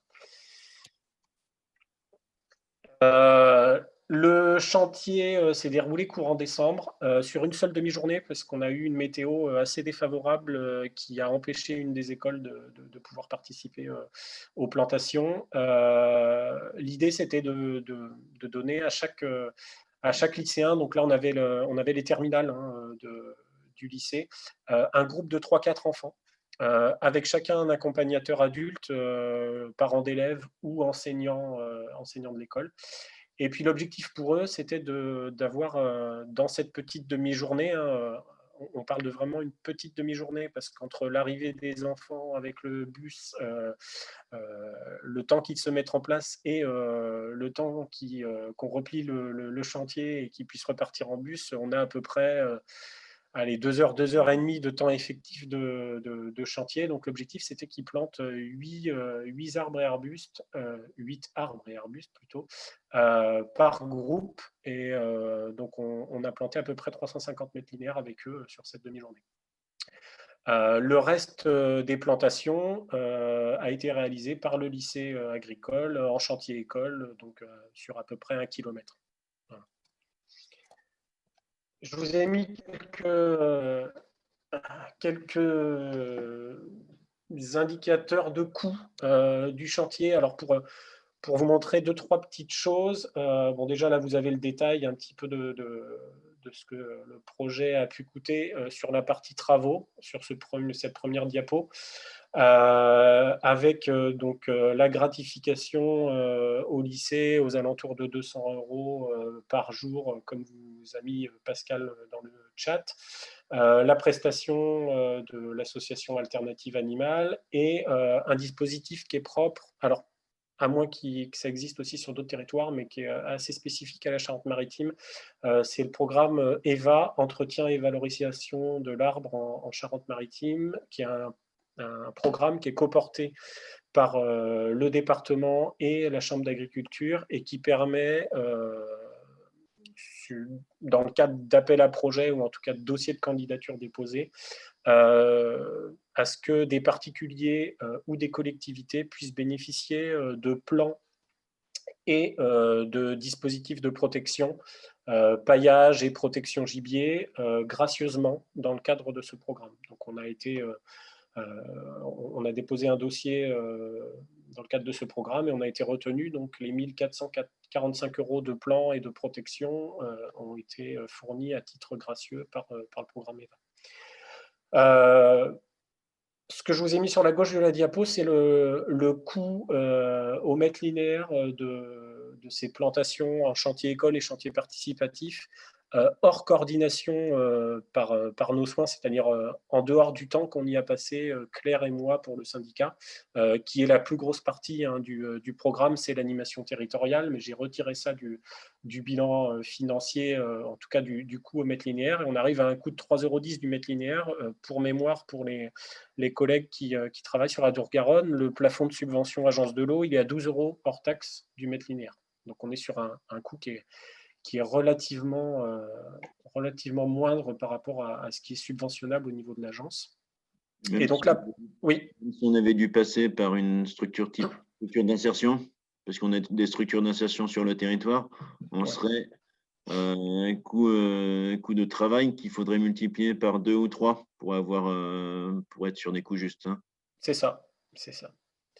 Et donc cette partie travaux pour l'année 2019, elle a représenté à peu près 60% du programme. Et la quarantaine d'autres pourcents, ça a été le programme pédagogique. Alors ça peut paraître assez énorme sur la totalité du projet, mais on a passé beaucoup de temps pour monter notamment les supports des ateliers. Et ce qu'il faut intégrer, c'est que tout ce temps passé, c'est du temps qu'il n'y a plus à consacrer pour les années à venir quand on va proposer ce type de programme pédagogique aux autres écoles du bassin. Donc voilà, c'est vrai que pour l'année 2019, ça représente un gros volume de temps passé et d'investissement, mais il faut bien se garder à l'idée que voilà, c'est un investissement sur le long terme. Donc voilà, vous avez le bilan du coût du programme pédagogique avec encore, comme pour les travaux, la partie animation portée par le syndicat qui est le plus gros poste de dépense du projet. Au total, donc, ça nous fait un programme à une vingtaine de milliers d'euros sur le volet de travaux plus programme PEDA. En termes de financement, voilà à peu près la totalité des partenariats qu'on a pu créer sur cette opération-là. Alors, sur le volet pourcentage de participation, j'attire votre attention sur tous les pourcentages mentionnés. Hors autofinancement, on est sur du pourcentage à l'action, enfin au type d'opération, et l'autofinancement, on est sur le pourcentage de financement global apporté par le syndicat de la Saône.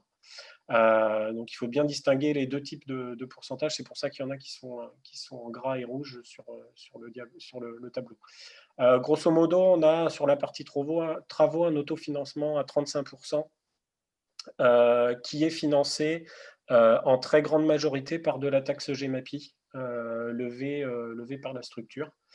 Et sur le programme pédagogique, où là, on a un peu plus quand même de difficulté à aller chercher de la subvention publique, on est sur un autofinancement à 50%, lui aussi financé via la taxe GEMAPI dans le cadre du plan de gestion. Voilà. il correspond à vos postes, en fait. Enfin, vous êtes Oui, c'est ça. Grosso modo, c'est la partie de nos postes qui n'est pas financée par, par nos financeurs habituels, c'est-à-dire Agence de l'eau, région et région Nouvelle-Aquitaine. Voilà. Sachant que le département de la Charente-Maritime ne finance pas de postes, mais finance uniquement des travaux. Donc, eux, ils ont participé, enfin, le département a participé à tout ce qui était prestations par le lycée et le volet traction animale aussi, et en dehors aussi du programme EVA. Voilà, j'ai terminé, j'ai essayé d'aller assez vite pour respecter l'horaire. Oui, merci, c'est Voilà. sympa. Et effectivement, c'est un projet donc, qui implique jusqu'aux écoles primaires. Donc là, pour le coup, en termes de productivité de la main-d'œuvre, c'est plus limité. Mais là, on voit bien que ce qui est recherché, clairement, c'est autre chose que la productivité sur le territoire.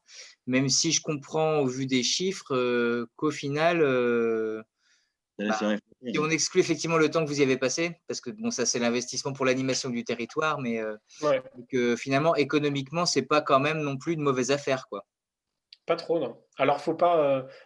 Enfin, quand on parle de chantier école, j'aime pas parler de ça, hein, de se dire que c'est de la main-d'œuvre à bas coût. Je pense que Fabrice l'a très bien mentionné dans sa présentation. On est bien sur un dispositif gagnant-gagnant.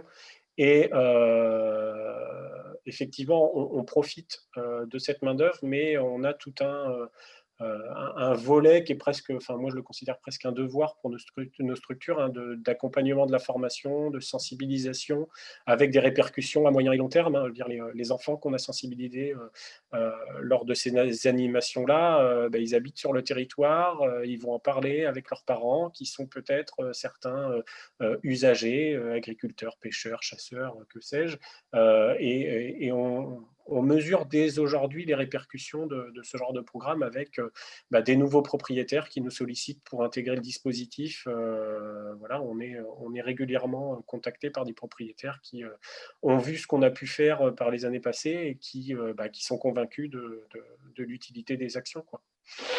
Je vais rebondir là-dessus, Yann, si je peux, sur la partie évaluation du programme, puisque là, on était dans l'opérationnel. C'est un gros programme qui a mobilisé tout le monde pendant pas mal de temps déjà. Et en fait, ce qui est remarquable, c'est surtout les résultats qu'on obtient en très peu de temps. Parce qu'il y a tout ce qu'a dit Yann et ce que n'a pas dit Yann aussi. C'est-à-dire que là où on est intervenu, oui, c'est visible, c'est remarquable, on a fait du bruit, on en a parlé. Mais c'est surtout là où on n'est pas intervenu que les résultats ils sont très visibles. Et c'est vraiment le changement de mode d'entretien des cours d'eau par les collectivités et par les communes qui a basculé. Et là où on n'est pas intervenu, il y a autant de résultats presque sur les parcelles que là où on est intervenu parce que la dynamique du milieu se remet en place et qu'en quelques années, ça va très vite.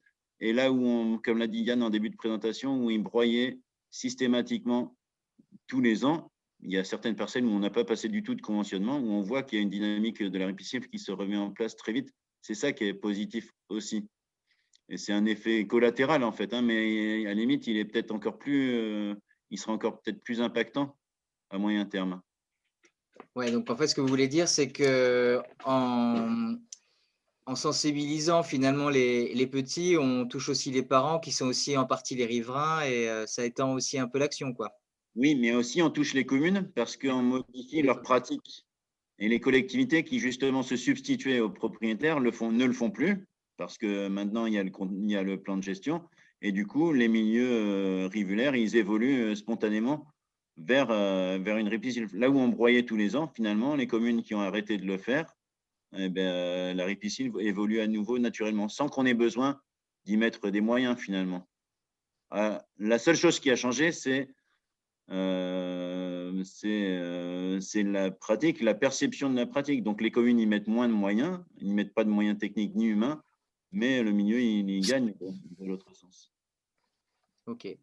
Du coup, il y a une question de Delphine, peut-être plus pour Yann, effectivement. Est-ce que du coup, cette action-là, c'est quelque chose qui était inclus dans votre… alors, chez vous, ce n'est pas un contrat territorial, mais c'est un PPG. Est-ce que c'était quelque chose qui était inclus ou quelque chose que vous avez fait en dehors en plus, quoi Alors, comme je l'ai dit, il y a un historique qui est un peu compliqué au syndicat, donc on est en cours d'élaboration de notre premier PPG. Donc aujourd'hui, cette action-là, elle se fait hors cadre PPG, mais elle va être intégrée au PPG dans les années à venir, quoi. Voilà. Elle va s'inscrire dans ce cadre-là. Il est prévu qu'elle soit inscrite dans ce cadre-là. La préfiguration, puisque vous avez une ligne assez importante là-dessus, du coup, Yann. En fait. Oui, on arrive. Alors, l'avantage, c'est que les premiers chantiers ont été très bien accueillis par les élus et qu'aujourd'hui, on a assez peu de mal à faire inscrire des enveloppes annuelles par nos élus sur cette thématique-là pour la réalisation de chantiers écoles. Et on a même aujourd'hui du mal à arriver à l'enveloppe annuelle totale qu'on se fixe, quoi. Donc, aujourd'hui, on n'est pas limité par les moyens, en tout cas du côté du syndicat, sur cette opération-là. Juste une petite précision, tu parles de cadre par rapport à l'enseignement agricole. Là, la deuxième partie du projet, ça n'a pas été dit, mais je pense que ça correspond dans le référentiel de formation à une partie qui est obligatoire dans le référentiel, qui est liée à l'animation et à l'éducation de l'environnement, qui est la plupart du temps encadré par un prof d'éducation socioculturelle. C'est une discipline qui n'existe que dans l'enseignement agricole et qui permet justement, nous on ne le fait pas avec les chantiers rivières, mais le même principe est retenu avec d'autres types de chantiers. Et souvent, on sollicite les écoles, comme vous l'avez fait, les écoles primaires qui servent un peu de cobayes aux lycéens pour développer et pour acquérir quelques petites techniques d'animation. Parce que, comme tu l'as dit, c'est une demi-journée, c'est du travail en amont, mais c'est qu'une demi-journée sur le terrain et on ne devient pas animateur environnement avec une demi-journée sur le terrain. Par contre, il y a une sensibilisation et ça fait partie du référentiel de formation. En fait, on forme des agents techniques qui sont potentiellement très complets, qui ont 3 ou 4 gros domaines de compétences. Un premier qui va être l'expertise et le diagnostic faune-flore des milieux. Un deuxième qui va être les interventions effectivement techniques sur le terrain, diverses et variées, dans différents types de milieux avec différents partenaires. Et une troisième qui va être ce volet de sensibilisation qui est vraiment un axe essentiel en fait de ces formations-là. Et on le voit bien, c'est un axe, enfin c'est souvent le levier le plus pertinent finalement sur le terrain. Parce qu'on a beau faire de la conservation, de la gestion, etc. Mais si personne ne le sait, on reste entre nous et ça reste vite limité. C'est à ce titre-là qu'on essaye à la fois de former des jeunes, mais aussi d'avoir une action sur le territoire. Je pense qu'on n'est pas que… Enfin, là, Yann, je pense qu'il l'a bien dit, on le vit bien comme ça. Nous, on forme des jeunes, c'est sûr, mais on a aussi des actions réelles, pertinentes sur les territoires, avec une dimension de développement territorial aussi. On n'est pas juste dans de la formation à titre pédagogique. Il y a une notion qui est… Enfin, ça dépasse ça, je pense, un petit peu. Il y a un cadre qui est un petit peu plus large, qui élargit les choses. Ok, alors l'heure avance, normalement on arrive sur la fin. Peut-être là je voulais laisser la parole. Alors j'avais prévu un petit document, mais on ne va pas avoir le temps malheureusement d'y jouer. Peut-être aborder les questions que peuvent avoir les participants, parce que bon finalement ça peut paraître monter des chantiers écoles, voire peut-être encore pire, des chantiers bénévoles. Ça peut sembler des usines à gaz des fois par rapport à vous, structure, syndicat de rivière ou comité de communes. On voit que pour autant, il y a d'autres choses qu'on cherche. Ça peut effectivement apporter de nouvelles choses. Donc, on a conscience de quelques facteurs limitants, évidemment, mais voilà, peut-être qu'on pourrait aborder les bons conseils pour réussir un chantier école ou en tout cas tout ce qu'il faudrait ne pas faire. Si on part en pratique, à moins que les autres, vous ayez des questions particulières sur un projet que vous ayez.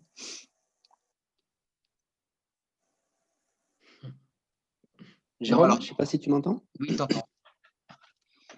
Du coup, j'ai demandé, je ne sais pas si je peux intervenir. Du coup, Vas-y. en fait, c'était vraiment pour faire un tour d'expérience d'un partenariat dans ce cadre des chantiers écoles. Parce qu'au niveau du parc régional, donc ça fait 15 ans en fait, qu'on est en partenariat avec le lycée agricole et forestier de Sabre. avec une collaboration du coup qui mûrit au fil du temps, parce qu'imaginez bien qu'en 15 ans, on se forge une véritable expérience et on a un retour intéressant justement de ce travail collaboratif. Et je voulais du coup juste pointer, alors j'ai peut-être beaucoup de choses à dire, mais tu m'arrêteras parce que je sais que je suis toujours très bavard. Mais du coup, voilà, essayer de C'est pointer 6 du doigt en minutes tout cas. max, hein, après on coupe dans 10 minutes, hein, Ouais, pour aller manger. ça marche. Donc voilà, juste pour dire, donc effectivement, l'histoire date de 15 ans. Donc au début, un territoire de parc, c'est aussi de travailler avec le maximum de partenaires dans un cadre de notamment projet socioculturel, comme ça a été évoqué, mais aussi du coup de soumettre à la gestion du milieu naturel, mais évidemment, l'intérêt d'un parc, c'est la préservation du milieu naturel. Donc au niveau de notre bassin versant, comme on a plutôt un cours d'eau qui est en bon état, c'est vrai que de suite, on est plutôt parti sur à la fois des techniques qui sont plutôt douces, donc des interventions manuelles, et aussi sur des choses un peu nouvelles aussi d'expérimental. Donc du coup, on s'est retrouvé assez vite avec le lycée sur justement ces motivations-là, avec aussi un travail collaboratif avec les communes du territoire, parce que c'était important pour nous. Et j'insisterai là-dessus, j'ai entendu tout à l'heure de la notion des co-cantonniers, et je ne connaissais pas le terme, mais j'apprécie, puisque c'est ce que je revendique depuis de nombreuses années, permettre à des communes de transformer un petit peu les employés espaces verts en employés espaces ruraux, espaces naturels, espaces plus larges en tout cas, que l'espace vert. Et du coup, ça permet, dans le cadre de ces partenariats, on a pu mettre des points d'entrée dans les différentes communes pour permettre à la fois, dans le cadre donc, des chantiers écoles qui durent d'une semaine, un premier coup, alors ça peut être un one-shot, mais derrière, de mettre des stagiaires pour que les années suivantes, ces chantiers de 5 jours, parce qu'en 5 jours, on n'arrive pas à tout faire. On a fait des chantiers sur des corsages des Ngundo, des renouées du Japon. On a travaillé sur des noyages de déchets, de plantation de ripisylves en zone agricole, je cite un peu, sur des enlèvement d'embâcles, voilà, des choses que vous avez aussi relevées. Des choses avec la fédération de pêche. On travaille aussi avec un module spécifique pour les pêches électriques. Voilà, donc, et ça permet en fait de créer en fait des sujets de stage aussi pour les années qui suivent. Donc ça, je trouve que c'est très important. De pointer ça. Après, je pointerai le côté humain, convivialité, parce que je trouve, alors moi, ça fait bien sûr, vous avez compris, du coup, que notre partenariat, c'est pas le hasard. Je travaille avec Virginie Storiolo, qui est la coordonnatrice de la formation GMNF à Sabre depuis longtemps, et on a vraiment, voilà, on travaille bien ensemble. On a des couvertures médias aussi très importantes, puisque voilà, on essaie toujours à faire des chantiers nouveaux et intéressants sur le territoire. Et le côté humain est très important puisque voilà, la chocolatine du vendredi pour la fin du chantier école, c'est super intéressant parce que les gamins, voilà, ils se sont investis, ils ont pris la douche pendant 2-3 jours et puis à la fin de la semaine, il y a la chocolatine. Les communes aussi font un petit pot souvent et c'est toujours très, très sympa. Ça, je trouve c'est très important dans ces chantiers-là, la convivialité. Et puis, ce que je voulais dire aussi, c'est que du coup, moi, j'interviens aussi maintenant au niveau des oraux et donc les techniciens rivières. C'est vrai que c'est du temps à dégager, mais on peut aussi accompagner au moment des jurys au niveau des oraux blancs, d'une part déjà. Quand il y a l'Issaricole qui est à proximité, bien sûr, c'est une des conditions nécessaires pour pouvoir avoir un partenariat de ce type-là, bien sûr. Mais de pouvoir aussi aider des jeunes et des enseignants pour avoir une vision d'un professionnel. Je participe aussi aux journées portes ouvertes tous les ans. Donc voilà, ça permet aussi aux parents de voir derrière le déroulé le possible de la formation et les métiers concrètement derrière. Je Donc voudrais voilà, pour moi, rebondir, c'est… Laurent. Oui, Excuse-moi, Laurent, quand tu parles des oraux, là, j'en profite pour rebondir, puisque donc, la plupart du temps, je participe à l'évaluation des oraux en tant qu'enseignant. Et ça fait plusieurs années que je remarque qu'il manque des professionnels. On a du mal à recruter des professionnels sur les oraux. Et moi, je le signale à chaque fois à l'administration, je trouve ça catastrophique qu'un étudiant soit évalué qu'avec seulement des enseignants. Puisque alors, réglementairement, quand on n'a pas de professionnel, on peut Mhm. se passer de professionnel pour faire l'évaluation. Ça fait partie du cadre réglementaire. Mais pour moi, c'est catastrophique. Ouais, alors, j'ai participé au Laurent Sainte-Marie, je l'ai fait à plusieurs reprises, à 2-3 ans. Et c'est vrai que j'ai plus été convoqué, je pense qu'il y a des questions de coût aussi, mais je suis d'accord que c'est vrai que c'est pas normal par rapport au cadre, au cadre d'évaluation qui est prévu, ouais. C'est clair. Après, nous, on a effectivement, comme vous, la plupart du temps, des intervenants qui viennent du monde professionnel, que ce soit Yann et d'autres partenaires, et qui le font très régulièrement, comme peut le faire le parc avec Sabre. et ça se passe très bien comme ça. Ça se passe moins bien dans les commissions nationales et au moment des épreuves où effectivement il y a certains élèves qui sont évalués de manière injuste, sans professionnel. Là, c'est plus problématique, mais en interne, finalement, c'est des choses qui se font assez spontanément, finalement, hein, parce que le partenariat, il va au-delà, comme vous le dites, de juste un chantier à une école. À un moment, c'est un partenariat de longue durée où on a des échanges quasiment permanents, que ce soit dans un sens ou dans un autre, d'ailleurs, puisqu'ils n'hésitent pas non plus à faire appel à nos compétences ou nos expertises quand ils en ont besoin.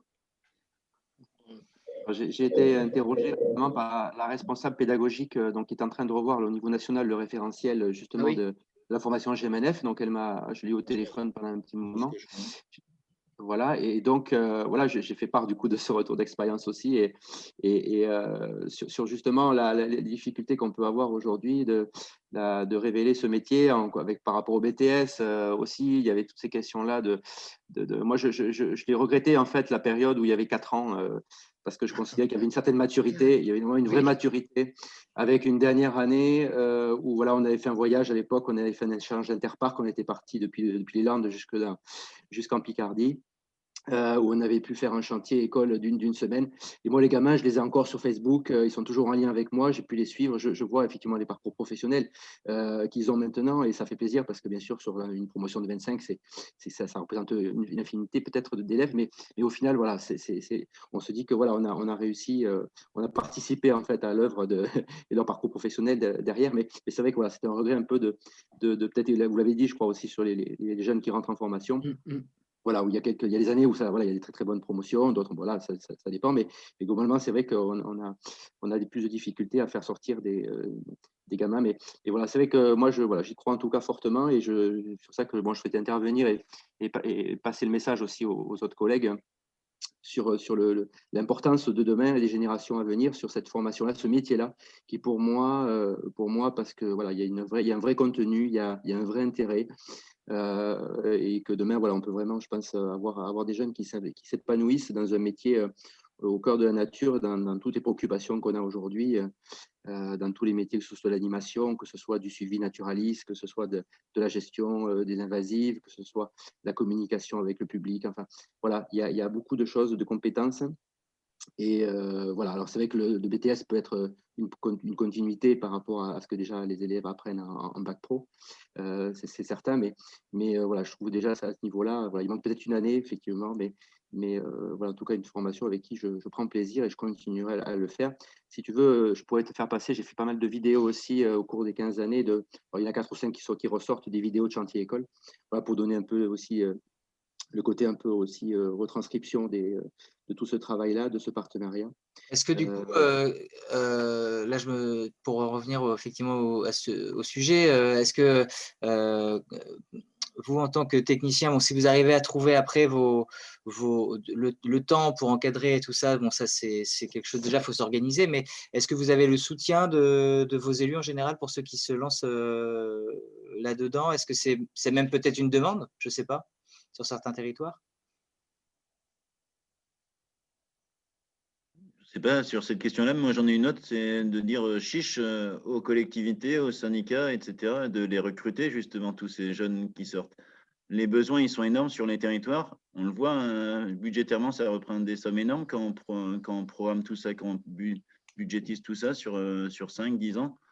Et en même temps, il y a peu d'emplois. À un moment, la question des régies va se poser, potentiellement, ou de l'emploi dans ces collectivités pour assurer ces programmes-là. Et quelque part, on forme des jeunes qui vont avoir cette culture-là, ce qu'on peut relativement les agents déjà en place dans les collectivités. Ils n'ont pas, je ne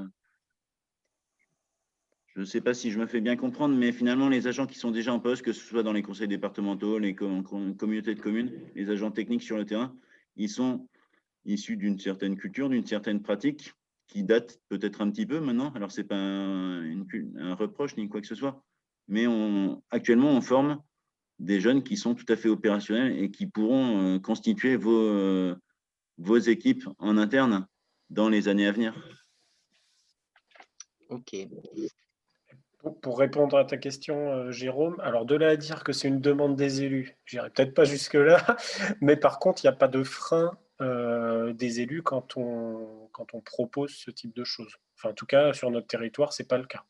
On n'a jamais eu de remarques en disant vous passez trop de temps là-dessus, c'est pas utile ce que vous faites. Voilà. Moi, j'interviens sur un panel assez large parce que j'interviens de la fac jusque aux écoles primaires pour le coup, et j'ai jamais eu mon président qui est venu me voir en me disant non, non, tu perds ton temps, arrête ça quoi. Oui, oui. Non, parce que du coup, la question, c'est qu'on voit par exemple, pour cet atelier, déjà, enfin, on n'est pas très nombreux à s'y être Ouais. inscrits. Je me dis que ça fait partie aussi de l'évaluation. Ça veut dire est-ce que le sujet est tellement périphérique que peut-être on s'y met pas, ou peut-être parce que justement on n'a pas encore identifié la plus-value que ça pouvait amener en fait sur le territoire. Voilà, donc c'est pour ça que je me demandais quel était le positionnement des élus pour certaines collectivités. Peut-être que si on enlève la notion dans chantier école, si on enlève la notion d'école, juste, ça prend toute sa dimension. On a besoin de chantiers sur les territoires, ils sont immenses. C'est plus facile de sensibiliser les gens d'une manière générale, les élus, aux opérations techniques.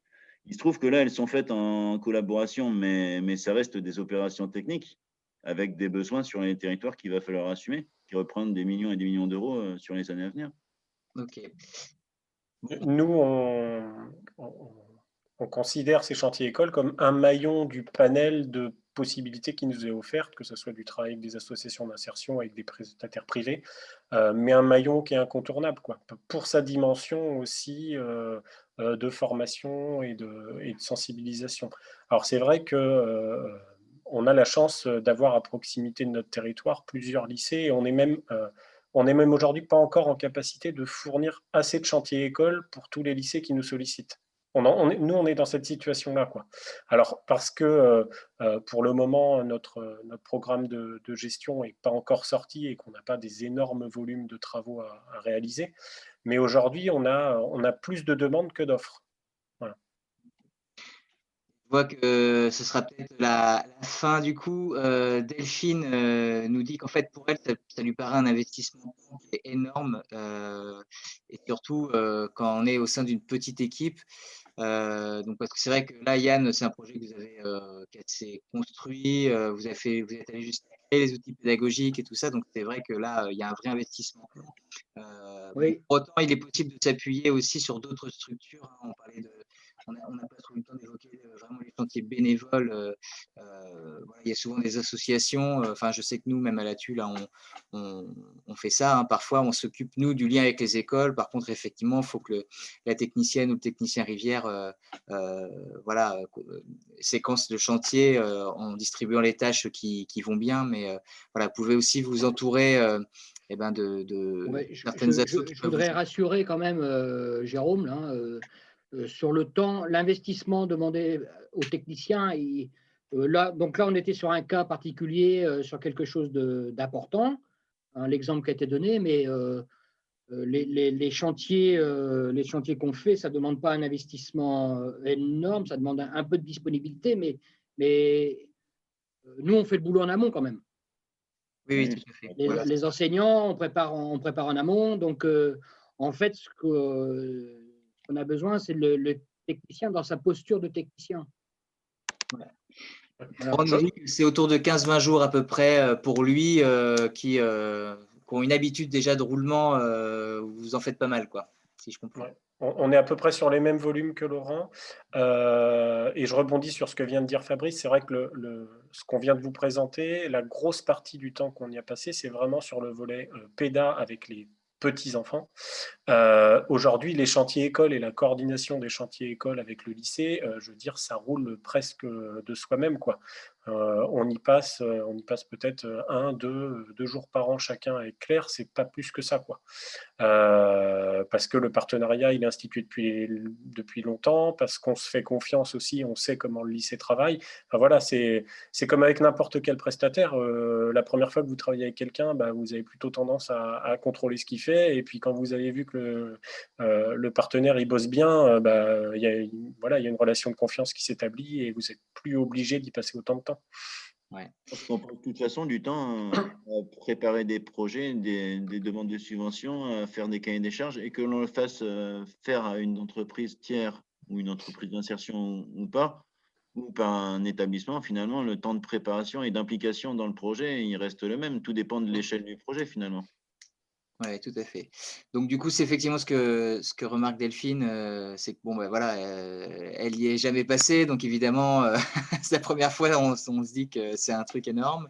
Voilà, faut effectivement, se lancer et c'est vrai que, bah, je pense que c'est ce qui doit être aussi dans la tête de beaucoup, de techniciens rivière et de techniciennes rivière, dans les structures parce qu'effectivement, ça paraît le truc en plus qui paraît un peu difficile. C'est peut-être aussi pour ça qu'on est, en petit comité, aujourd'hui donc voilà, n'hésitez pas à faire passer le mot, on diffusera la vidéo mais effectivement, voilà, ça peut effectivement apporter un plus sur un territoire. Donc ça vaut le coup d'y réfléchir quand vous en avez l'occasion. Je vous remercie.